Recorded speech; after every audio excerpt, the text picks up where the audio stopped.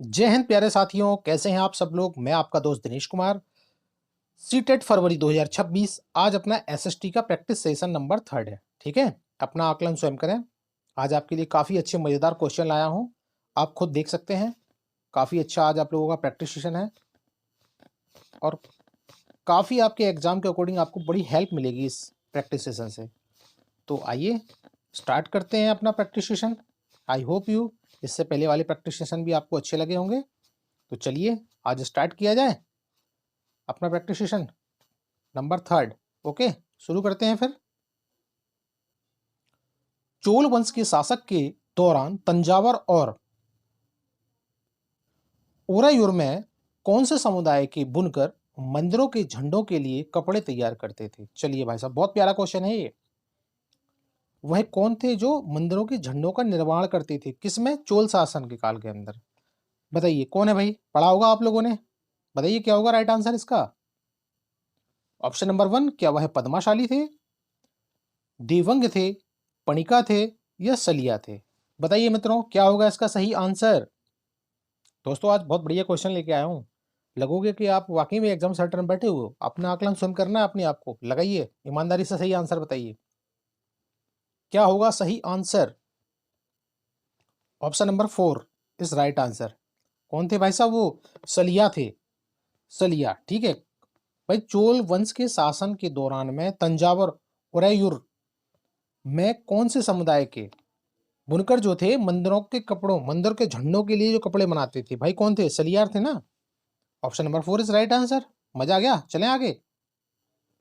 निम्नलिखित में से किस सिंधु घाटी सभ्यता स्थल पर वयस्क लोगों को प्राय गड्ढे में सीधा लिटाकर दफनाया जाता था, उनका सिर उत्तर की ओर होता था। क्या भाई, उनका जो सिर था उत्तर की ओर होता था। क्या वह लोथल था? लोथल में ऐसा करते थे। सिंधु घाटी सभ्यता तो है ना लोथल भी। क्या वह गुफक्राल था, मेहरगढ़ था, इमामगाम था? तो बताइए क्या होगा मित्रों उसका सही आंसर। ये आपकी हड़प्पा सभ्यता है। हड़प्पा सभ्यता में बिग बाथ, ये देखिए बहुत सारी चीजें मिली थी और ये भी वहीं का है भाई। गड्ढे में सीधा लिटा करके दफनाया जाता था और कहाँ सिर किया जाता था? उत्तर की ओर में। तो भाई इनाम गांव, option number 4 is right answer. Okay, आगे समझ में, चलें आगे।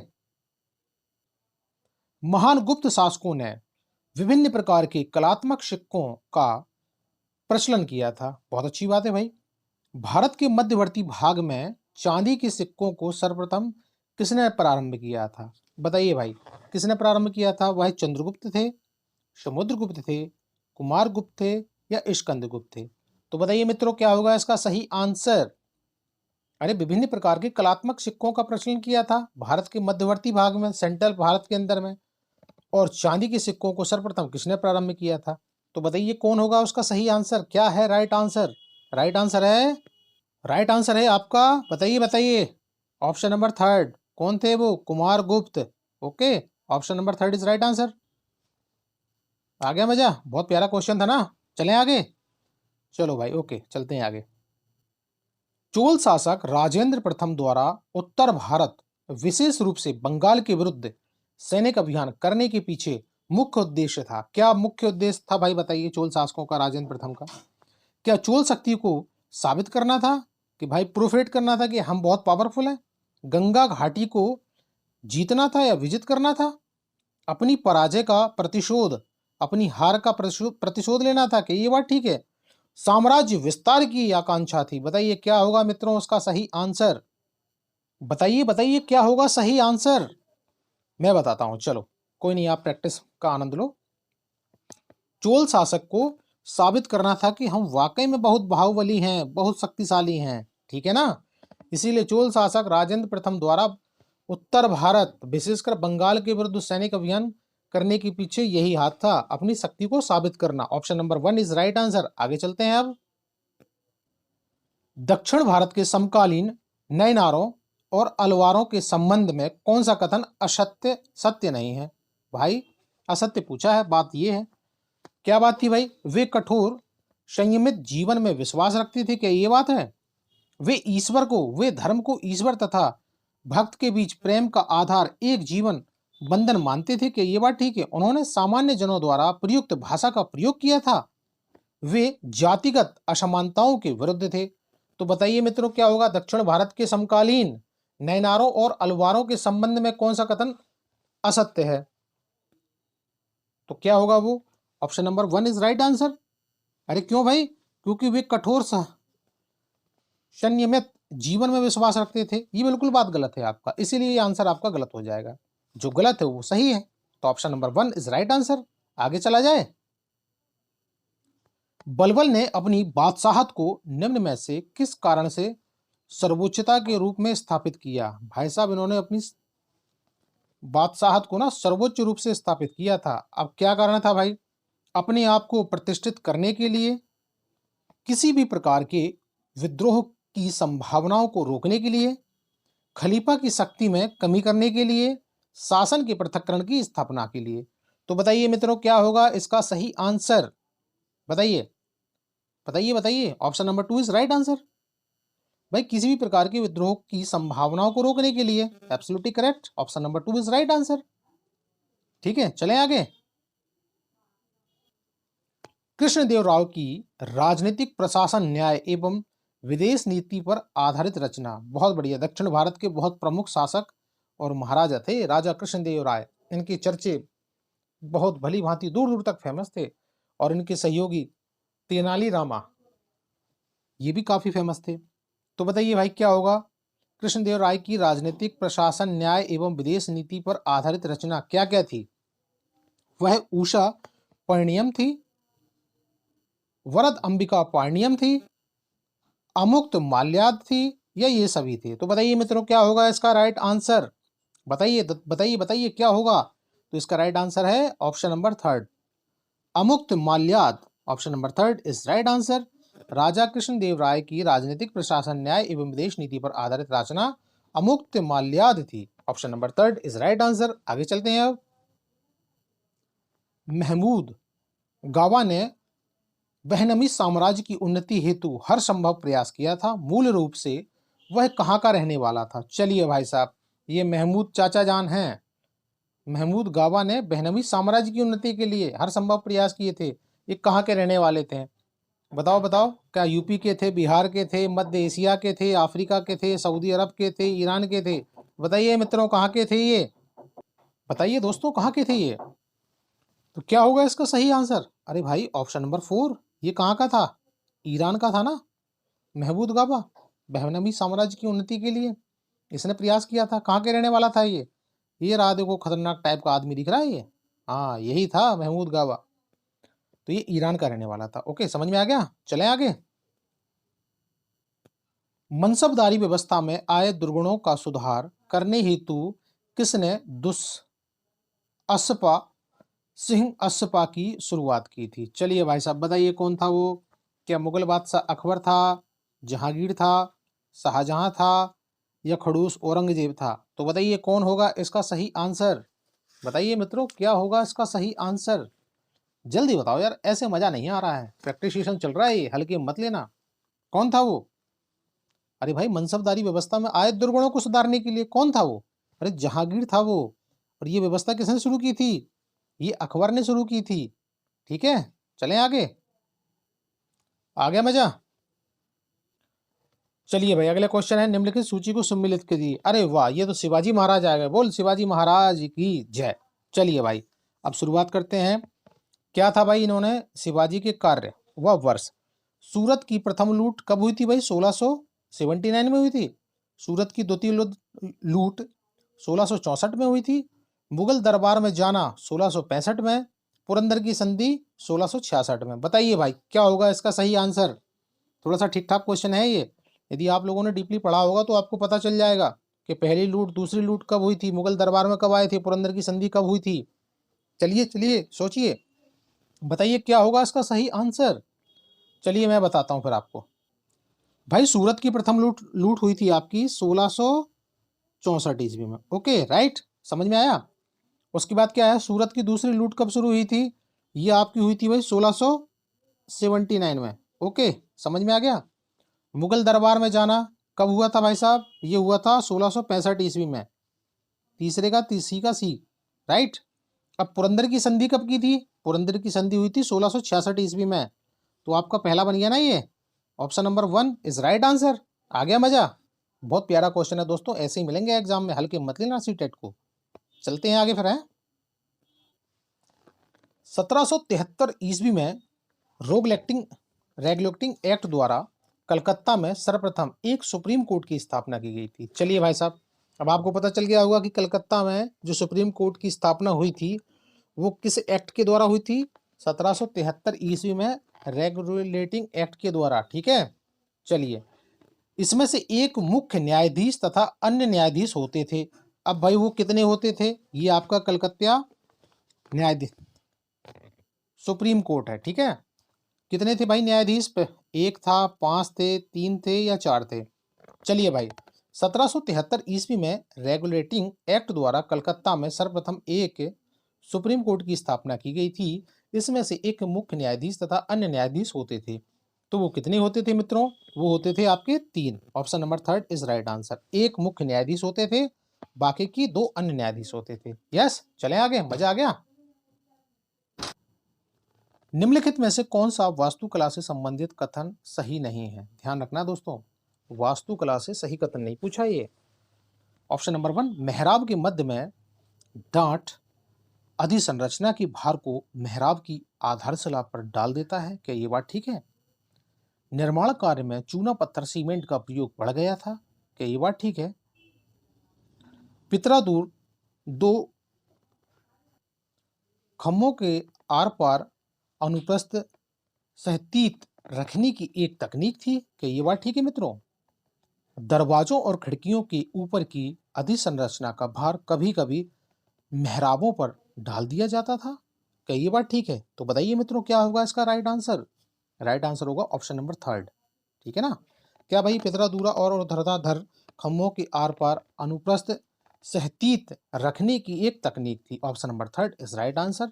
काफी अच्छा क्वेश्चन है दोस्तों, ये एग्जाम के टक्कर का है और आपका प्रैक्टिस सेशन चल रहा है, ये ध्यान रखना। चलें आगे। वर्षा और कोहरा जैसी घटनाएं वायुमंडल की किस परत के अंतर्गत होती हैं? बहुत प्यारा क्वेश्चन है दोस्तों। क्या पूछ रहा है?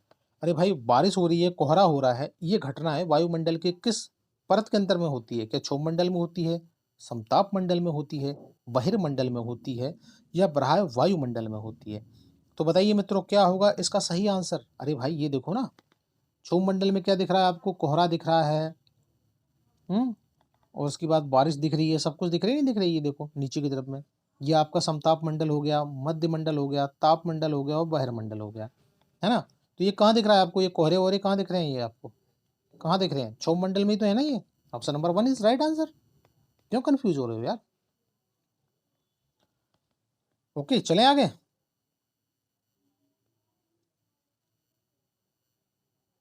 1857 की विद्रोह को दबाने में अंग्रेजों का साथ निम्न में से किसने दिया था? चलिए भाई साहब, क्या वह टीकागढ़ एवं टेहरी के राजाओं ने, होलकर और सिंधिया ने, नाभा और जींद के शासकों ने, या सभी ने? तो बताइए मित्रों, क्या होगा भाई? 1857 की विद्रोह को दबाने में अंग्रेजों का सपोर्ट किसने किया था? कौन था भाई वो? कौन थे मित्रों बताइए? भाई ये सारे के सारे थे। ठीक है, option number 4 is right answer. टीकागढ़ और टेहरी के राजा भी थे, होलकर और सिंधिया भी थे, नाभा और जींद के शासक भी थे। ठीक है, option number 4 is right answer. चलें, आ गया मजा? अरे भाई लाइक तो कर दो यार, कोई सब्सक्राइब भी नहीं करता, इतनी मेहनत करता हूँ यार, पता नहीं क्या बात है। चलो भाई, नीचे दिए गए लक्षणों के आधार पर वनस्पति की पहचान करिए। चलिए भाई साहब, अब कौन कौन सी वनस्पति चेक करते हैं। वे वनस्पति खारे पानी में जीवित रह सकती है। चलिए, वे अंडमान और निकोबार के द्वीप समूह में पाई जाती है। सुंदरी इस प्रकार की वनस्पति की महत्वपूर्ण प्रजाति है। तो बताइए मित्रों, क्या भाई उष्ण कटिबंधीय वर्षा वन है, उष्ण कटिबंधीय पतझड़ वन है, मैग्रोव वन है या शंकुधारी वन है? आंसर तो पता चल गया होगा क्योंकि ये पहले ही मैंने स्लाइड में दे दिया हूं, मैग्रोव वन। ओके, समझ में आ गया? तो राइट आंसर ऑप्शन नंबर 3। आ गया मजा? चलते हैं फिर आगे। चलिए, निशुल्क और अनिवार्य शिक्षा बाल अधिकार अधिनियम 2009 के अनुसार मूल्यांकन कार्यप्रणाली के विकास के समय निम्नलिखित में से कौन सा विचारणीय होना चाहिए? चलिए, ऑप्शन नंबर 1, बच्चों को नियमित रूप से गृह कार्य दिया जाना चाहिए। जहां तक हो सके शारीरिक दंड की अपेक्षा की जानी चाहिए। परीक्षा केवल पाठ्यक्रम के पूरा होने बाद ही होनी चाहिए। अरे भाई केवल आ गया, गलत है। बच्चों को भय, अभिघात और चिंता मुक्त रखना चाहिए। भाई ये बात तो ठीक लग रही है। तो बताइए मित्रों क्या होगा सही आंसर। चलिए दोबारा समझिए। अरे भाई निशुल्क और अनिवार्य शिक्षा बाल अधिकार अधिनियम आरटीआई 2009 के अनुसार मूल्यांकन प्रणाली के विकास के समय निम्न में से कौन सा विचार होना चाहिए। भाई क्या होना चाहिए। भाई गृह कार्य दे दो ये चलेगा, ये बात ठीक है। बच्चों को कूट दो पीट दो ये ठीक होगा। केवल पाठ्यक्रम के पूरा होने के बाद ही होना चाहिए। अरे नहीं भाई, इसका सही आंसर होगा ऑप्शन नंबर 4। क्यों, शिक्षक शिक्षिकाओं, सही कह रहा हूं ना। अरे बच्चों को भय, अभिघात और चिंता मुक्त बनाना चाहिए ना, तभी तो भाई बच्चे सही ढंग से प्रगति कर पाएंगे। चलिए option number 4 is right answer. आगे चलते हैं अब। लद्दाख के बारे में निम्नलिखित में से कौन सा कथन गलत है। चलिए भाई साहब, गलत कथन पूछा है लद्दाख के बारे में। इसके दक्षिण में काराकोरम पर्वत श्रेणियां तथा उत्तर में जास्कर पर्वत श्रेणियां हैं। ये बात ठीक है। यहाँ यहाँ गैंगी हिमानी अवस्थित है। चूंकि यह हिमालय की वृष्टि छाया क्षेत्र में स्थित है, अतः यहाँ वर्षा बहुत ही कम होती है। कि ये बात ठीक है। लद्दाख की राजधानी लेह जोजिला दर्रा के मध्य से कश्मीर घाटी से जुड़ा हुआ है। तो चलिए बताइए क्या होगा मित्रों उसका सही आंसर। इज राइट आंसर बताइए। Option number 1 is right answer है। क्यों होगा भाई। इसके दक्षिण में काराकोरम पर्वत श्रेणियां तथा उत्तर में जास्कर पर्वत श्रेणियां हैं। भाई ये कथन आपका गलत है, जो सही आंसर होगा। ठीक है, क्या पूछा था, गलत कथन पूछा था ना आपसे। Option number 1 is right answer. आगे चलते हैं। आई होप यू आपको काफी एंजॉय आ रहा होगा। एंजॉय के साथ पढ़ते रहिए। निम्नलिखित कथनों पर विचार कीजिए। राजस्थान में मैग्नीज अयस्क को खाने जैसे बांसवाड़ा, उदयपुर में पाई जाती है। ये बात ठीक है। आंध्र प्रदेश में मैग्नीज अयस्क विशाखापट्टनम में पाया जाता है। उपरोक्त कथनों में से कौन सा कथन सही है। केवल पहला दूसरा दोनों, या कोई नहीं। तो बताइए मित्रों क्या होगा इसका सही आंसर। Question number 108। तो मित्रों इसका राइट आंसर होगा ऑप्शन नंबर 3। पहला भी ठीक है और दूसरा भी ठीक है। ठीक है ना भाई। राजस्थान में मैग्नीज अयस्क की खाने बांसवाड़ा और उदयपुर में पाई जाती है। बिल्कुल सही बात है। बांसवाड़ा वहाँ की लोकल लैंग्वेज में से बनासवाड़ा भी कहा जाता है। ओके। और दूसरा क्या है भाई, आंध्र प्रदेश में मैग्नीशियम अयस्क विशाखापट्टनम में पाया जाता है। बिल्कुल बात सही है। तो ये दोनों कथन सही है। तो option number 3 is right answer. आ गया मजा। चलें आगे। जलवायु के बारे में दिए गए कथन 1 और 2 पर विचार करें तथा सही उत्तर का चयन करिए। चलिए भाई साहब इसको भी करते हैं। किसी स्थान पर अनेक वर्षों में मापी गई मौसम की औसत दशा को जलवायु कहते हैं। क्या ये बात ठीक लग रही है। चलिए दूसरा कथन पढ़ते हैं। किसी स्थान की जलवायु सिर्फ उसकी समुद्र से दूरी तथा उच्चवाच पर निर्भर करती है। कि ये बात ठीक है। बताइए नीचे कूट दिए गए हैं कौन सा सही है। पहला ठीक है, दोनों ठीक है, या पहला दूसरा दोनों सही है, या कोई ठीक नहीं है। तो बताइए मित्रों क्या होगा इसका राइट आंसर। बताइए, अपना आकलन करिए और बताइए। भाई साहब ये सही है, लेकिन पहला ठीक है लेकिन दूसरा गलत है। ठीक है, option number 1 is right answer. इसमें मिसिंग हो गया है, पहला सही और दूसरा गलत। ओके चलें आगे। निम्नलिखित में से कौन सा मध्ययुगीन काल के वाणिज्यिक शहर का लक्ष्य या रूपक है। चलिए भाई साहब, मंदिर अर्थव्यवस्था एवं समाज दोनों के लिए ही महत्वपूर्ण होता है। क्या ये बात ठीक है। यह राजाओं की राजधानी होता है। यस, ऑप्शन नंबर 3 वहां सामान्यतः मंडपिका होता था। कि ये बात ठीक है। चलिए ऑप्शन नंबर 4 पुरोहितों एवं तीर्थयात्री वहां के नागरिकों और यात्रियों की मुख्य संरचना समायोजना बनाते थे। तो बताइए मित्रों क्या होगा इसका सही answer. I repeat again question. वह कौन सा मध्य युगीन काल के वाणिज्यिक शहर का लक्षण या रूप है। चलिए बताइए क्या होगा इसका राइट आंसर। पढ़ा होगा आप लोगों ने, नहीं पढ़ा तो मैं बताता हूं इसका right answer. Option number 3 is right answer. वहां सामान्यतः मंडपिका होता था। यस ओके ठीक है ना। Option number 3 is right answer. Okay चलें आगे। निम्नलिखित में से अगड़िया समुदाय कौन सा था। चलिए भाई साहब, अगड़िया समुदाय के बारे में पूछ लिया अब इसने, ध्यान रखना है आपको कौन सा था। आंध्र प्रदेश का परंपरागत ताड़ी निकालने वाला समूह, जो आंध्र प्रदेश की ताड़ी निकालने वाले हैं, कि ये समूह था। महाराष्ट्र का परंपरागत मत्स्य, जो मछली पालन करने वाला समुदाय था, कि वो था। कर्नाटक का परंपरागत रेशम बुनकर, जो रेशम से बुनकर कपड़े बनाते थे समुदाय, क्या वो था। या गुजरात का परंपरागत लमड़ा पटल श्रमिक समुदाय। तो बताइए मित्रों, क्या होगा इसका सही आंसर। पढ़ा है ना आप लोगों ने। अरे अगड़िया समुदाय कौन था भाई साहब, अगड़िया समुदाय ये तो था आपका। कौन सा वाला।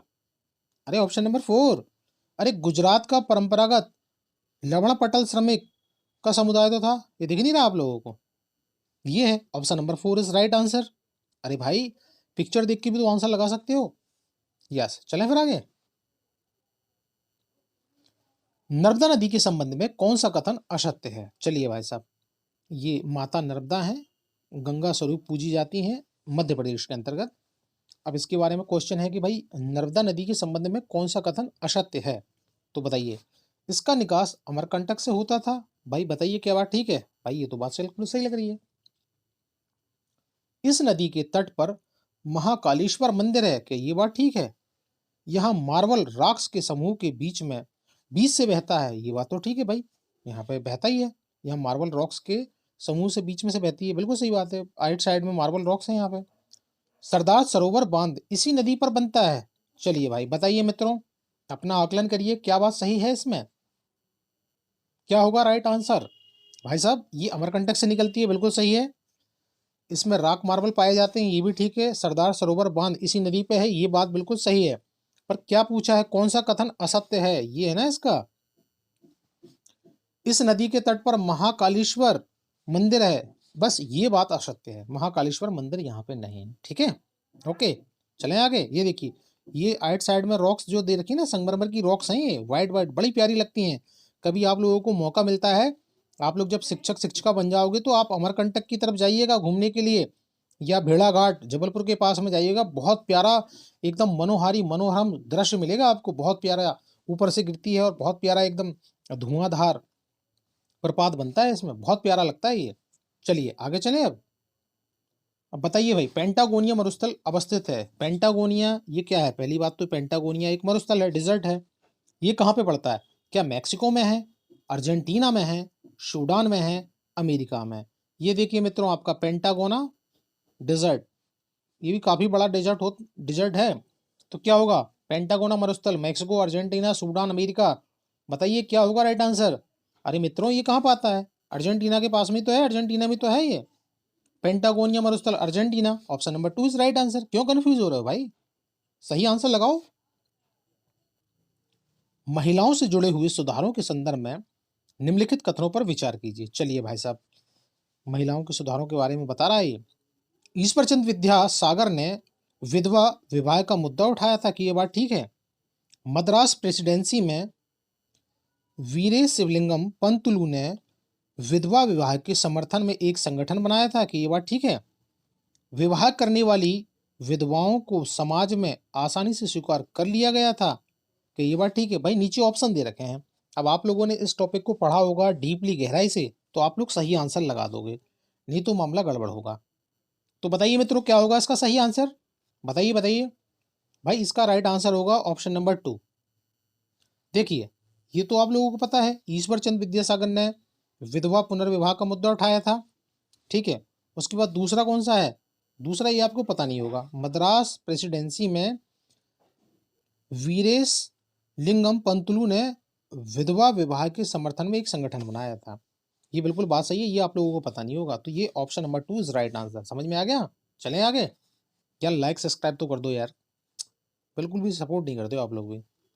चलिए अगला क्वेश्चन है आपका, रॉलेट एक्ट सत्याग्रह के विषय में वक्तव्यों पर विचार करें और सही उत्तर का चयन कीजिए। ठीक है, रॉलेट एक्ट द्वारा पुलिस की शक्तियां बढ़ाई गई थी और लोगों के अधिकार कुचले गए थे। भाई ये बात तो सही लग रही है। दूसरा पढ़ते हैं, मोहम्मद अली जिन्ना, महात्मा गांधी और अन्य सभी का तर्क था कि सरकार को लोगों की मूल स्वतंत्रता सीमित करने का कोई अधिकार नहीं है। कि ये बात ठीक लग रही है। भाई ऐसा कुछ तो स्टेटमेंट में सुना नहीं था। यद्यपि हिंदू व मुस्लिम रॉलेट के विरोध में थे, फिर भी रॉलेट एक्ट सत्याग्रह अंग्रेजों के विरोध में राष्ट्रव्यापी संघर्ष नहीं बन सका था। चलिए भाई बताइए क्या होगा इसका राइट आंसर, बताइए मित्रों, बताइए, नीचे कूट दे रखे हैं, क्या होगा सही आंसर, बताइए बताइए। अरे भाई ऑप्शन नंबर 1 पहला व दूसरा, रोलेट एक्ट का द्वारा पुलिस की शक्तियां बढ़ाई गई थी, बिल्कुल बात सही है। और लोगों के अधिकारों को कुचल रहे थे, वो अपनी मर्जी चला रहे थे, जहां मर्जी हो वहां डंडा चला रहे थे, है ना। अब दूसरा क्या, मोहम्मद अली जिन्ना, महात्मा गांधी और अन्य सभी का तर्क था कि सरकार को लोगों की मूल स्वतंत्रता सीमित करने का कोई अधिकार नहीं था। ये बिल्कुल बात सही है भाई, ये बिल्कुल बात सही है। तो ऑप्शन नंबर 1 और 2 राइट आंसर। ओके, समझ में आ गया, चलें आगे। ये तीसरा वाला पॉइंट गलत था, चलते हैं आगे। अब भारत में रहने वाला ब्रिटिश नागरिक दावा नहीं कर सकता।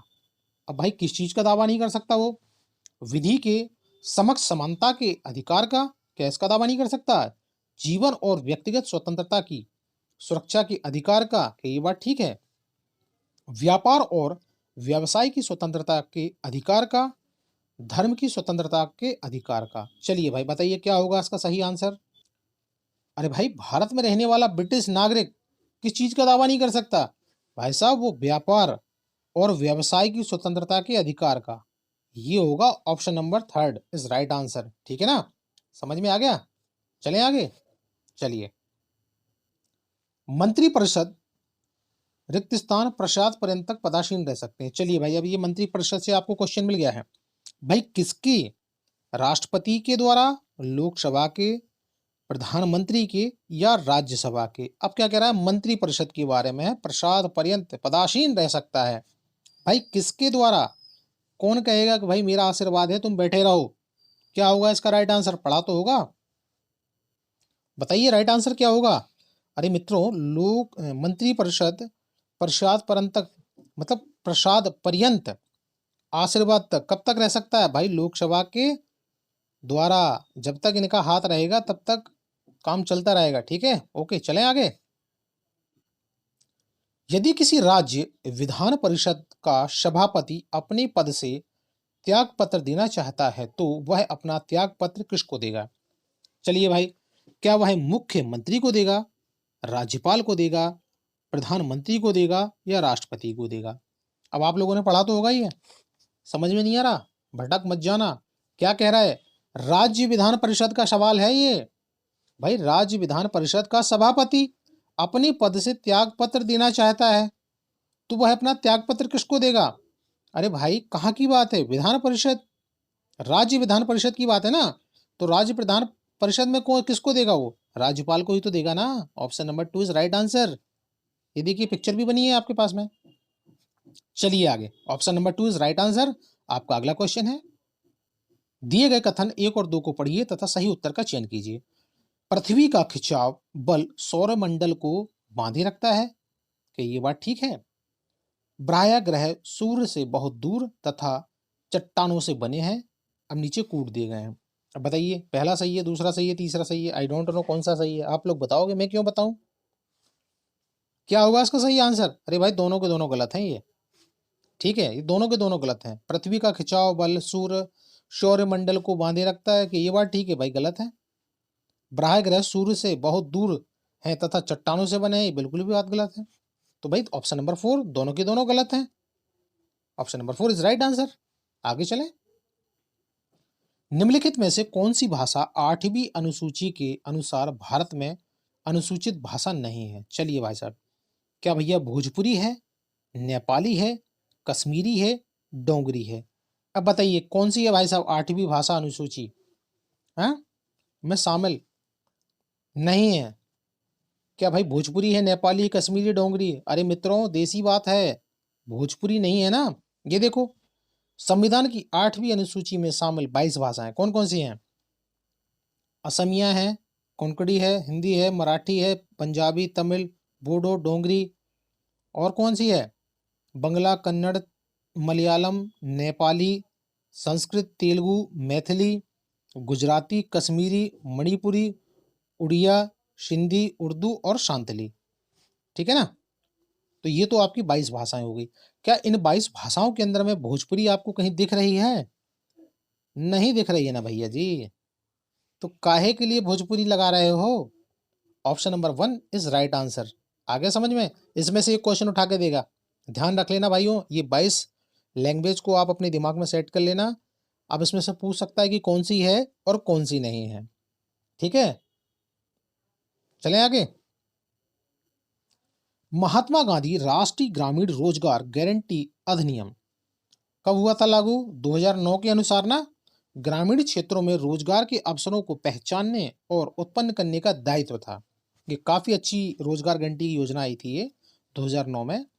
ये हमें बहुत अच्छी तरीके से याद है। ये बहुत अच्छा था, गांव के बेचारे जो लोग थे उनको रोजगार मिल जाता था। ठीक है, चलें आगे। अब इसका क्या था, ऑप्शन क्या थे? भारतीय संसद का था ये मामला, क्या राज्य विधानमंडल का था, जिला पंचायत का था, या ग्राम पंचायत का था? अब ये किसके लिए आया था? अरे मैंने तो आपको आंसर बता दिया बीच में। ये देखिए कहाँ चल रही है भाई, ये मीटिंग चल रही है किस चीज की? राष्ट्रीय ग्रामीण रोजगार गारंटी अधिनियम 2009, ग्रामीण क्षेत्रों में रोजगार के अवसरों को पहचानने और उत्पन्न करने का दायित्व था। तो भाई क्वेश्चन में ही आंसर दे रखा ना, कहाँ के लिए थी ये?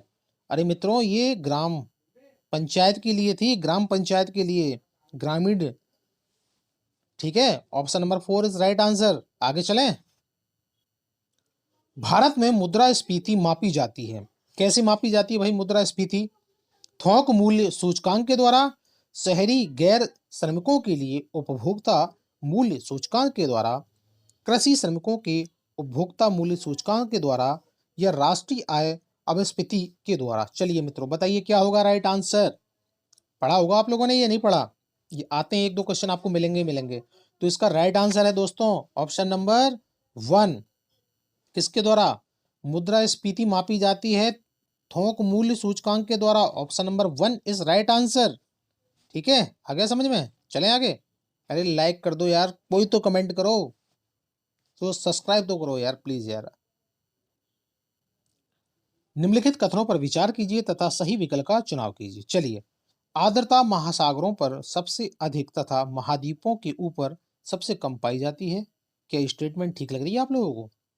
सघन ठंड या ठंडा होने की मात्रा तथा हवा के सापेक्ष आर्द्रता पर निर्भर होता है कि ये बात ठीक है? जेट हवाई जहाज के पीछे सफेद पथ इंजन से निकली गर्मी होती है जो संघनित होती जाती है कि ये बात ठीक है? अब चलिए भाई, नीचे कूट दे रखे हैं, अब आप पढ़ लीजिए, समझ लीजिए और राइट आंसर बताइए क्या होगा इसका सही आंसर। बताइए बताइए। Option number 4 is right answer. अरे भाई पहला भी ठीक है, दूसरा भी ठीक है और तीसरा भी ठीक है। Yes, all of this right answer. चले आगे। 19वीं शताब्दी में जब लड़कियों के लिए पहले स्कूल खोले गए तो लोगों में उनके प्रति भय था। अब भाई क्यों भय था? ये तो अभी कथन आपका ए है। अब आर भैया क्या कह रहे हैं? अरे भाई लोगों को भय था कि स्कूल जाने पर लड़कियों पर दुष्प्रभाव पड़ेगा। क्या बात सही है? बताइए। अरे बच्चियां स्कूल चली जाएंगी, पढ़ लिख लेंगी, तो क्या उनको ऊपर दुष्प्रभाव पड़ेगा? बताइए क्या होगा इसका सही आंसर? बताइए। ये क्वेश्चन में पहले भी लाया था, आप लोगों को यदि पढ़ा होगा ढंग से तो आपको आंसर पता होगा। तो option number 1 is right answer. क्यों? अरे ए और आर दोनों सही हैं, पर आर भैया ए की सही व्याख्या भी कर रहे हैं। ठीक है ना? Option number 1 is right answer. आगे चलते हैं। मिले हुए साक्ष्यों का पुरा स्थल के साथ मिलान कीजिए। चलिए भाई, पहली सूची है अनाज और हड्डियां, दूसरी सूची है पुरा स्थल। ठीक है। ज्वार बाजरा मवेशी भेड़ बकरी सुअर, ये कहाँ मिले हैं भैया? गुफ कराल कश्मीर से मिले हैं। क्या ये बात ठीक है? चलिए। गेहूं और दलहन महागढ़ उत्तर प्रदेश से मिले हैं। मिट्टी पर बुरों या खुरों के चिन्ह कुल्लूर आंध्र प्रदेश से मिले हैं। अरे मिट्टी पर खुर मतलब खुर क्या होते हैं भाई? गाय भैंस बकरी उनके पैरों के निशान, उनको बोलते हैं खुर। ऑप्शन नंबर 4 चावल जानवरों की हड्डियों के टुकड़े, ये कहाँ से मिले हैं? कोल्डियावा उत्तर प्रदेश से। अब बताइए क्या होगा इसका राइट आंसर मित्रों? चलिए बताइए बताइए बताइए। पढ़ा तो है आप लोगों ने, ये नहीं पढ़ा है? चलिए अपना आकलन कीजिए, अपनी अंदर की जादुई शक्तियों को निकालिए और इसका राइट आंसर बताइए। भाई option number 1 is right answer. भाई ज्वार बाजरा मवेशी भेड़ बकरी सुअर, ये कहाँ से हैं? ये भाई साहब ये हैं आपके हुल्लूर आंध्र प्रदेश, आंध्र प्रदेश एपी। अच्छा, उसके बाद गेहूं और दलहन ये कहाँ पे हैं आपके? ये आपके महागढ़ उत्तर प्रदेश से। ठीक है जी। भाई मिट्टी पर खुरों के निशान, खुरों के चिन्ह कहाँ से मिले हैं? उत्तर प्रदेश से। चावल, जानवरों की हड्डियों के टुकड़े ये कहाँ से मिले हैं मित्रों? तो मित्रों इसका सही कूट बनेगा ज्वार बाजरा मवेशी भेड़ बकरी और सुअर। ये कहाँ से मिले भैया? हुल्लूर उत्तर प्रदेश, सॉरी आंध्र प्रदेश। कहाँ से? हुल्लूर आंध्र प्रदेश। ओके। गेहूं और दलहन ये कहाँ से हैं? गुफ क्राल कश्मीर से। मिट्टी पर खुरों के निशान या चिन्ह ये कहाँ से हैं? महागढ़ उत्तर प्रदेश से। चावल जानवरों और हड्डियों के टुकड़े कोल्डियबा उत्तर प्रदेश से। तो ये आपका कोड बन गया है, नीचे वाला आपका गड़बड़ हो गया था, तो आप मिलान कर लीजिएगा, ये आपका राइट आंसर है। ठीक है, चलें आगे। निम्नलिखित में से कौन सी विशेषता संघीय सरकार में मौजूद नहीं है? चलिए भाई साहब, बहुत प्यारा क्वेश्चन है ये। संघीय सरकार में मौजूद नहीं है। संघीय राज्य में दो प्रकार की सरकार मौजूद होती हैं, उदाहरण के लिए संघीय तथा केंद्रीय सरकार एवं प्रांतीय सरकार। चलिए भाई साहब नीचे चलते हैं। शक्तियां केंद्रीय और प्रांतीय सरकारों के बीच बटी हुई होती हैं। सरकार के संघीय रूप में दोहरे संविधान की अनुमति नहीं होती है। संविधान की सर्वोच्चता। तो बताइए मित्रों क्या होगा इसका right answer? I repeat again questions. निम्नलिखित में से कौन सी विशेषता संघीय सरकार की मौजूद नहीं होती है? तो क्या होगा इसका सही आंसर? बताइए बताइए बताइए। Option number third is right answer यार। अरे भारत के संघीय रूप में दोहरे संविधान की अनुमति नहीं होती। Yes, option number third is right answer. क्यों कंफ्यूज हो रहे हो? चले आगे। राष्ट्रीय सांप्रदायिक सद्भाव, राष्ट्रीय सांप्रदायिक भाईचारा और राष्ट्रीय एकता। ऑप्शन नंबर वन, क्या ये बात ठीक है? ऑप्शन नंबर टू, धार्मिक समूहों का अपने धार्मिक संस्थानों की स्थापना हेतु सहयोग करना। हिंदुओं और मुसलमानों के बीच सांप्रदायिक सौहार्द, भारत में नई धार्मिक आस्थाओं का जन्म। तो बताइए मित्रों क्या होगा सही आंसर? तो क्या होगा इसका राइट आंसर? राइट आंसर होगा ऑप्शन नंबर थर्ड, हिंदुओं और मुसलमानों के बीच सांप्रदायिक सौहार्द। Yes, option number third is right answer. आपका अगला क्वेश्चन है, आग्नेय सेल के बारे में कथन दे रखे हैं 1 2 3, आपको पढ़ना है और विकल्पों को चुनना है। अवसादी सेल ताप एवं दाब के कारण आग्नेय सेल में बदल जाती हैं, कि ये बात ठीक लग रही है? ये सेल पृथ्वी की प्रॉपर्टी और पृथ्वी की प्रॉपर्टी के काफी अंदर होती हैं, दोनों जगहों में मौजूद रहती हैं, कि ये बात ठीक है? ग्रेनाइट और बेसाल्ट आग्नेय सेल के उदाहरण हैं। अब नीचे कूट दे रखे हैं, आप कूटों को पढ़ लीजिए और मुझे राइट आंसर बताइए। तो मित्रों क्या होगा इसका सही आंसर? तो बताइए मित्रों क्या होगा सही आंसर? अरे भाइयों इसका सही आंसर होगा ऑप्शन नंबर वन। दूसरा बिल्कुल ठीक है। दूसरा क्यों ठीक है? क्या कह रहा है ये? अरे भाई साहब ये जो सेल होती हैं पृथ्वी की प्रॉपर्टी और पृथ्वी की प्रॉपर्टी के काफी अंदर पाई जाती हैं, बहुत अंदर गहराई तक पाई जाती हैं, दोनों जगह में मौजूद रहती हैं। ठीक है। अब तीसरा क्या कह रहा है? ग्रेनाइट और बेसाल्ट आग्नेय सेल के उदाहरण है। बिल्कुल सही बात है ये, पर पहला वाला आपका गलत बन गया। तो option number one is right answer. आगे चलते हैं। महासागरीय धाराओं के संदर्भ में निम्न दो कथनों पर विचार कीजिए तथा सही विकल्प का चुनाव कीजिए। ठीक है भाई। जिस स्थान पर गर्म तथा ठंडी जलधाराएं मिलती हैं वह स्थान विश्व भर में सर्वोत्तम मछली उत्पादन या मत्स्य उत्पादन क्षेत्र माना जाता है। ये बात ठीक है। जहां गर्म व ठंडी धाराएं मिलती हैं उस स्थान पर नौ संरचना में बाधा उत्पन्न होती है। अब नीचे कूट दिए गए हैं मित्रों, आप पढ़ लीजिए और राइट आंसर बताइए क्या होगा इसका सही आंसर? अरे भाइयों इसका सही आंसर होगा ऑप्शन नंबर थर्ड। पहला भी ठीक है और दूसरा भी ठीक है, दोनों सही हैं। ठीक है ना? आगे मजा, चलें आगे। प्रारंभिक जैन धर्म का इतिहास किस ग्रंथ में मिलता है? भगवती, कल्प, परिशिष्ट पर्वतन में या इन सभी में? तो बताइए मित्रों क्या होगा इसका सही आंसर? अरे ये तो आप लोगों ने पढ़ा होगा। प्रारंभिक या प्रथम जैन धर्म का इतिहास किस ग्रंथ में मिलता है? बताइए मित्रों क्या होगा? अरे भाई साहब इन सभी में ही तो मिलता है, भगवती सूत्र में भी, कल्प में भी, परिशिष्ट वर्तन में भी। तो all of these, option number four is right answer. चलें आगे। भारत में सूफी संप्रदाय के संस्थापक कौन थे? भाई साहब सूफी संप्रदाय के संस्थापक पूछ रहे हैं। ख्वाजा कुतुबुद्दीन बख्तियार काकी जी, शेख निजामुद्दीन औलिया, ख्वाजा मोइनुद्दीन चिश्ती शेख नसरुद्दीन महमूद। तो बताइए क्या होगा राइट आंसर। भारत में सूफी संप्रदाय के संस्थापक कौन थे? बताइए क्या होगा सही answer. Option number third, Khwaja Moinuddin Chishti, भाई जिनको सूफी संप्रदाय का संस्थापक माना जाता है। Okay, option number third is right answer. आगे चलें। कौटिल्य के अर्थशास्त्र में उल्लिखित संस्था शब्द का संबंध क्या है? क्या वित्तीय प्रशासन से है, गुप्तचर व्यवस्था से है, न्याय व्यवस्था से है, या कर व्यवस्था से है? बताइए। चाणक्य, विष्णुगुप्त, कौटिल्य, बहुत सारे नाम हैं इनके। तो क्या होगा इसका सही आंसर मित्रों? अरे भाई ये गुप्तचर व्यवस्था थी इनकी, ठीक है ना, खुफिया इंटेलिजेंट गुप्तचर व्यवस्था से थे ये, ठीक है। कौटिल्य की अर्थशास्त्र में उल्लिखित संस्था का शब्द संबंध है गुप्तचर व्यवस्था से। Option number 2 is right answer. चलें आगे। निम्नलिखित कथनों 1, 2, 3 पर विचार कीजिए तथा सही विकल्प का चुनाव कीजिए। चलिए भाई साहब, विश्व के ताप कटिबंधों का वर्गीकरण अक्षांशों के आधार पर होता है कि ये बात ठीक है? ऑप्शन नंबर 2, उत्तर और दक्षिण ध्रुवों को जोड़ने वाली काल्पनिक रेखाएं अक्षांश कहलाई जाती हैं। सभी देशांतरों की लंबाई समान होती है। तो क्या होगा मित्रों इसका सही आंसर? बताइए बताइए क्या होगा राइट आंसर। अरे मित्रों इसका option number third right answer होगा। पहला ठीक है और तीसरा ठीक है। विश्व के ताप कटिबंधों का वर्गीकरण अक्षांश के आधार पर होता है, बिल्कुल सही बात है। और क्या है भाई साहब, सभी देशांतरों की लंबाई समान होती है। Yes, option number third is right answer. चलें आगे, मजा आ गया। जिस शैक्षिक योजना के अंतर्गत सत्र पर्यंत चलने वाली प्रक्रिया का ब्यौरा होता है वह क्या कहलाई जाती है? क्या दैनिक पाठ योजना होती है, इकाई योजना होती है, वार्षिक योजना होती है, या कोई योजना नहीं होती है?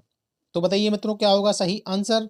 अरे जिस शैक्षिक योजना के अंतर्गत सत्र पर्यंत, अरे साल भर सत्र पर्यंत चलने वाली प्रक्रिया का ब्यौरा होता है तो कौन सी होती है, क्या बोलते हैं उसे? ऑप्शन नंबर 2 वार्षिक योजना ही तो होगी ना। सत्र पर्यंत साल भर के लिए तो वार्षिक योजना होगी। Option number 2 is right answer. आ गया मजा। चलें। सामाजिक अध्ययन में बालकों को अवसर मिलता है, बहुत बढ़िया। अब किस चीज का अवसर ले रहे हैं बच्चे, ध्यान रखें। कल्पना तथा स्मरण शक्ति के विकास का, बहुत बढ़िया। तर्क शक्ति का विकास का, निर्णय शक्ति के विकास का, या ऑल ऑफ दिस? तो क्या होगा मित्रों इसका सही आंसर बताइए। अरे सामाजिक अध्ययन में बालकों को अवसर मिलता है, सभी चीजों का ही तो मिल रहा है ना। अरे क्या होता, सोचने की शक्ति, कल्पना, काल्पनिकताओं में जाएंगे, स्मरण शक्ति का विकास होगा, तर्क वितर्क करेंगे कि भाई महाराणा प्रताप से ही क्यों अकबर डरता था, हैं? ये है ना। निर्णय शक्ति के विकास हो गए, नहीं उस राजा को ऐसा नहीं करना था, उस राजा को ऐसा करना था, तब वो जीत जाता। निर्णय शक्ति का विकास, यदि मैं उस जगह पर होता तो मैं ऐसा करता। तो all of this is right answer, option number 4। Okay, समझ में आ गया यार? लाइक तो कर दो यार। चलो आगे। साम्राज्यों पर निम्नलिखित कथन ए और तर्क आर को पढ़िए। ठीक है, अभी कथन क्या है भाई साहब? ए, सम्राटों को अधिक संसाधनों की जरूरत पड़ती थी क्योंकि उनका साम्राज्य बड़ा था और उनकी सुरक्षा के लिए एक बड़ी सेना चाहिए थी। बिल्कुल बात सही है भाई। अब तर्क आर क्या कह रहा है? करों एवं शुल्कों को एकत्रित करने के लिए अधिक संख्या में अधिकारी नियुक्त किए जाते थे। अब नीचे कूट दिए गए हैं, आप पढ़िए और मुझे राइट आंसर बताइए। क्या होगा इसका राइट आंसर? बताइए मित्रों क्या होगा सही आंसर। इस राइट आंसर क्या होगा बताइए बताइए। Option number 1 is right answer. अरे भाई ए और आर दोनों सही हैं और आर ए की सही व्याख्या कर रहा है, तो क्या हो गया? पहला सही है ना। क्यों सही है भाई? सम्राटों को अधिक संसाधनों की जरूरत पड़ती थी क्योंकि उनका साम्राज्य बड़ा था, उनकी सुरक्षा के लिए एक बड़ी सेना चाहिए थी। बिल्कुल एब्सोल्युटली करेक्ट। और दूसरा क्या कह रहा है भाई? करों एवं शुल्कों को एकत्रित करने के लिए अधिक संख्या में अधिकारी व कर्मचारी नियुक्त करने पड़ते थे। बिल्कुल, तो बूथ आर राइट, पहला और दूसरा सही है। Option number 1 is right answer. आपका अगला क्वेश्चन है मित्रों, प्रारंभिक एवं माध्यमिक स्तर की एक कक्षा में शिक्षिका परितंत्र के विषय में पढ़ा रही है। चलिए भाई साहब परितंत्र पढ़ाते हैं। निम्न में से इसके लिए क्या उपयोगी सूचना हो सकती है? चलिए, स्थान विशेष की जलवायु संबंधी परिस्थिति होनी चाहिए, अधिक वर्षा वाले वनों के उदाहरणों के रूप में, एक छोटी ताल उदाहरण के रूप में। चलिए भाई, तो क्या होगा इसका सही आंसर? नीचे कूट दिए गए हैं, आप पढ़िए और राइट आंसर बताइए। तो मित्रों उसका सही आंसर होगा ऑप्शन नंबर, बताइए बताइए, 4। भाई पहला, तीसरा, दूसरा, ठीक है, इसमें मिसप्रिंट है, ये तीनों की तीनों सही हैं। ठीक है, आगे मजा, चलें आगे। परियोजना रिपोर्ट के मूल्यांकन के लिए निर्देशों के सूत्रीकरण के लिए निम्नलिखित में से सबसे कम महत्वपूर्ण दिया गया। क्या सबको, मतलब बात यह है कि परियोजना रिपोर्ट के मूल्यांकन के लिए निर्देशों के सूत्रीकरण के लिए निम्न में से सबसे कम महत्वपूर्ण क्या है, बताइए। क्या अधिगम प्रतिफल है, विद्यार्थियों की प्रतिभागिता है, या प्रस्तुतिकरण है, या शिक्षक का मार्गदर्शन है। अब मतलब बताइए क्या होगा इसका सही answer. Option number 4 is right answer. अरे भाई शिक्षक का मार्गदर्शन। ठीक है, नहीं समझ में आया, दोबारा और पढ़ो।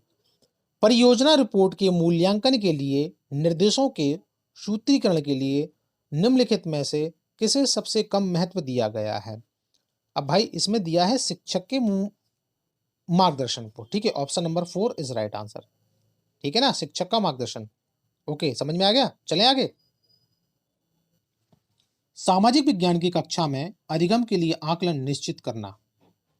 ठीक है, यह निश्चित करता है शिक्षक को अपनी शिक्षण अधिगम प्रक्रिया को पुनरावलोकन, समीक्षा तथा रूपांतरित करने के लिए, चलिए, छात्रों का अनेक समवयस्कों के आकलन का लगातार प्रयोग करना, आकलन की बहुविधि रणनीतियों का प्रयोग करना, आकलन की रूपरेखा और प्रतिपादित करते समय बोर्ड के दिशा निर्देशों का प्रयोग करना। तो बताइए नीचे कूट दिए गए क्या होगा सही आंसर मेरे भावी शिक्षक शिक्षिकाओं, क्या होगा मित्रों, बताइए बताइए, राइट आंसर क्या होगा।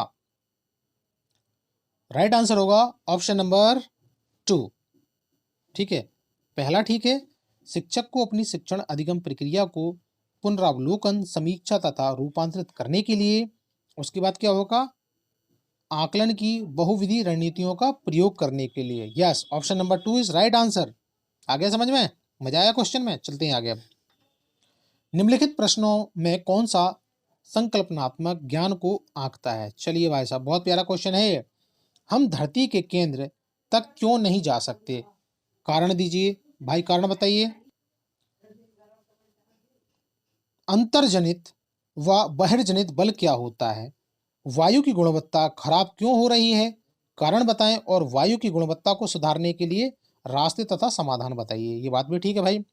सागर का जल नमकीन क्यों होता है, कारण बताइए। तो बताइए भाई, संकल्पनात्मक ज्ञान को आंकता है, क्या चीज आंकेगी इसमें से। ऑप्शन तो आप लोगों ने पढ़ लिए हैं। अरे भाई क्या चीज होगा, ऑप्शन नंबर 2, अंतर्जनित एवं बहिर्जनित बल क्या होता है। ठीक है, yes, option number 2 is right answer. सामाजिक अध्ययन शिक्षण की सबसे प्राचीन विधि कौन सी है, बहुत प्यारा क्वेश्चन है भाई साहब। सामाजिक अध्ययन शिक्षण की सबसे प्राचीन विधि पूछ रहा है। समस्या समाधान विधि है, प्रयोगात्मक विधि है, निरीक्षण विधि है, या व्याख्यान विधि है। तो मित्रों क्या होगा इसका सही आंसर, बताइए बताइए बताइए, राइट आंसर क्या होगा। अरे भाई साहब, राइट आंसर तो वही होगा जो प्राचीन काल से चली आ रही है, व्याख्यान विधि। Option number 4 is right answer, है ना भाई। सामाजिक अध्ययन शिक्षण की सबसे प्राचीन विधि व्याख्यान देना, प्रवचन देना है। Option number 4 is right answer. Okay, चले आगे। फ्लैनेल बोर्ड की सहायता या सहायक सामग्री के रूप में जिस उपयोग में लाया जाता है, भाई किस उपयोग में लाया जाता है, चित्रों को विस्तृत कर प्रदर्शित करने के रूप में, फिल्म स्लिप को प्रदर्शित करने के लिए, घटनाओं को क्रमबद्ध रूप से प्रदर्शित करने के लिए, या ऑल ऑफ दिस। तो क्या होगा, बताइए बताइए। फ्लैनेल बोर्ड, अब क्या होता है भाई, क्या बवाल है, आप लोगों ने नाम तो सुना होगा, नहीं सुना, बताओ बताओ क्या होगा सही आंसर मित्रों, बताइए। चलिए भाई मैं ही बताता हूं भाई, ये होगा चित्रों को विस्तृत कर प्रदर्शित करने के लिए काम में आता है। Option number 1 is right answer. Okay, मजा आ गया आज की क्लास में। अरे एंजॉय लो यार, बढ़िया पढ़ाई करो, एंजॉय करो, सारे के सारे टॉप करोगे इस बार सीटेट में, ठीक है ना। हिम्मत नहीं हारना, बस लगे रहना मित्रों, प्रैक्टिस सेशन देते रहो अपना। अरे भाई सर के लिए प्लीज एक बार सब्सक्राइब तो कर दो यार, लाइक तो कर दो। चलो भाई, निम्नलिखित में से कौन से उदाहरण प्राथमिक स्रोत हैं। चलिए भाई, पहला क्या होगा, क्या चित्र होगा, विश्वकोश होगा, भाषण होगा, डायरिया होगी। अब आप लोगों ने ये पढ़ा तो होगा, क्या होगा इसका राइट आंसर? भाई कौन सा प्राथमिक स्रोत है? चित्र, विश्वकोश, भाषण या डायरियां? तो बताइए मित्रों क्या होगा इसका राइट आंसर? राइट आंसर होगा ऑप्शन नंबर, बताइए बताइए बताइए, 2। क्या होगा भैया? चित्र भी होगा, और क्या होगा? भाषण भी होगा, और आपकी डायरियां भी होंगे। यस, ठीक है, प्राथमिक स्रोत है ये। Option number 2 is right answer. आपका अगला क्वेश्चन है दोस्तों, सामाजिक अध्ययन शिक्षण के अंतर्गत इकाई योजना बनाने का मूल आधार क्या है? चलिए भाई साहब, भाई इकाई योजना के लिए पूछ रहा है ये। विषय वस्तु बिंदुओं पर पारंपरिक अंतः संबंध, इकाई में सम्मिलित किए जाने वाले सभी बिंदुओं का किन्हीं केंद्रीय विचारों के प्रतिपादन में समानता लेना या समानता लिए होना चाहिए, संयुक्त और संश्लिष्ट हो सकने वाले प्रसंगों या उप प्रसंगों का एक दूसरे को समझने में सहायक होना, या आलापदीश? तो बताइए मित्रों क्या होगा सही आंसर? 146 का राइट आंसर होगा ऑप्शन नंबर 1। अब फिर से समझिए, सामाजिक अध्ययन शिक्षण के अंतर्गत इकाई योजना बनाने का मूल आधार होगा विषय वस्तु और बिंदुओं पर पारंपरिक अंतः संबंध। Yes, option number 1 is right answer. आगे चलें। निम्न प्रश्नों में कौन सी ज्ञानात्मक प्रक्रिया का आकलन होता है? भारत में गरीबी कम करने में महात्मा गांधी राष्ट्रीय ग्रामीण रोजगार गारंटी अधिनियम के प्रभाव का अध्ययन कीजिए। चलिए भाई, क्या स्मरण होगा, विश्लेषण होगा, मूल्यांकन होगा, या सृजनात्मक या सृजन होगा? तो बताइए मित्रों क्या होगा इसका सही आंसर? अरे भाई साहब क्या कह रहा है? कौन सी ज्ञानात्मक प्रक्रिया का आकलन होता है? भारत में गरीबी कम करने में महात्मा गांधी की राष्ट्रीय ग्रामीण गारंटी योजना अधिनियम के प्रभाव का अध्ययन कीजिए। तो ये क्या है, क्या चीज है मित्रों ये? अरे भाई साहब ये मूल्यांकन ही तो है आपका, है ना? Option number 2 is right answer. क्यों कंफ्यूज हो रहे हो? चलें आगे। चलिए भाई 148, अब आपका ये प्रैक्टिस सेशन पूरा होने वाला है। निम्नलिखित प्रश्नों में से कौन सा अधिगमकर्ता की संज्ञानात्मक प्रक्रियाओं के विश्लेषण पक्ष का आकलन कर रहा है? फ्रांसीसी क्रांति कब हुई थी बताइए? भारत में खाद्य सुरक्षा कैसे सुनिश्चित की जा सकती है? निबंध लिखिए। न्यूनतम समर्थन मूल्य, सार्वजनिक विवरण प्रणाली, भारत सरकार से आप क्या चाहते हैं, उन 5 तरीकों की सूची बनाइए जिसके द्वारा आपके अनुसार सरकार आपके दैनिक जीवन को प्रभावित करती है। अब नीचे भाई साहब कूट दिए गए हैं, अब इस क्वेश्चन को ढंग से पढ़ लो, काफी बड़ा क्वेश्चन है, और मुझे राइट आंसर बता दो क्या होगा। अरे कह क्या रहा है भाई साहब? निम्नलिखित प्रश्नों में से कौन सा अधिगमकर्ता की संज्ञानात्मक प्रक्रियाओं के विश्लेषण का पक्ष का आकलन कर रहा है? अब ये बताओ, ये आपका आकलन कर रहा है, ये बच्चों का आकलन नहीं कर रहा है। अब अपना आकलन बता दो और सीटेट में 1 नंबर पा जाओ। तो क्या होगा इसका राइट आंसर? नहीं आया समझ में, कंफ्यूज हो गए, आधे लुढ़क जाओगे इसमें। मैं बताता हूँ, राइट आंसर होगा ऑप्शन नंबर 3। ठीक है भाई, तीसरा सही है इसका। इसमें कौन सा है? एक तो दूसरा ठीक है। क्या कह रहा है ये? भारत में खाद्य सुरक्षा कैसी सुनिश्चित की जा सकती है? बिल्कुल सही बात है। निबंध लिखिए। और चौथा कह रहा है सरकार द्वारा, या सरकार शब्द से आप क्या समझते हैं, उन 5 तरीकों की सूची बनाइए जिनके द्वारा आपके अनुसार सरकार आपके दैनिक जीवन को प्रभावित कर सकती है। यस, बहुत प्यारा है ये। तो कौन सा हो गया? दूसरा हो गया भाई मित्रों, और तीसरा हो गया, और आपका चौथा हो गया। Yes, option number 3 is right answer. आपका अगला क्वेश्चन है, माना एक शिक्षिका अधिगमकर्ता के पूर्ववर्ती या पहले के ज्ञान को जानना चाहती है, तो वह किस प्रकार के मूल्यांकन को अपनाएगी? भाई साहब निदानात्मक मूल्यांकन होगा, या स्थापन मूल्यांकन होगा, योगात्मक मूल्यांकन होगा, या क्रिएटिविटी या रचनात्मक आलंकन होगा? बताइए तो कौन सा मूल्यांकन होगा मित्रों, बताइए बताइए। अरे भाइयों इसका सही आंसर होगा निदानात्मक मूल्यांकन। यस, डायग्नोसिस मूल्यांकन। समझ में आया? भाई पहले वाले पूर्व ज्ञान को जानना चाहती है, तो वह ऑप्शन नंबर 1 इस राइट आंसर। चलिए आगे। चलिए भाई, ये आपका आज इस प्रैक्टिस सेशन का लास्ट क्वेश्चन है। निम्नलिखित में से मुख्यतः किस प्रमाणीकरण में प्रयोग किया जाता है? किसका प्रमाणीकरण में प्रयोग किया जाता है ये पूछ रहा है।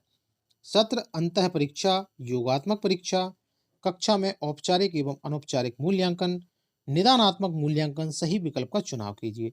तो मित्रों बताइए क्या है? प्रमाणीकरण में प्रयोग किया जाता है। अब इनमें से किस चीज का किया जाता है? ये ऑप्शन दे रखे हैं, पढ़िए और सही उत्तर का जवाब दीजिए।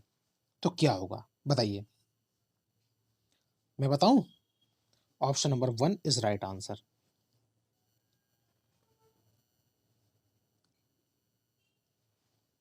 अब क्या है भाई इसमें?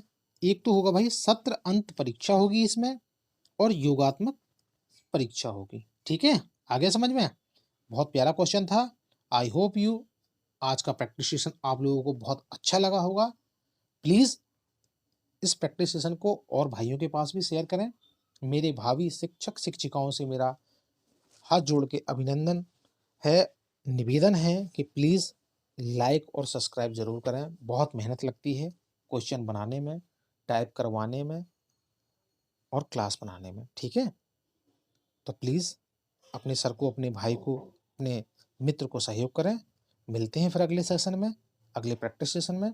अपनी तैयारी को जानदार बनाइए। ठीक है, ओके। तो thank you for all of you.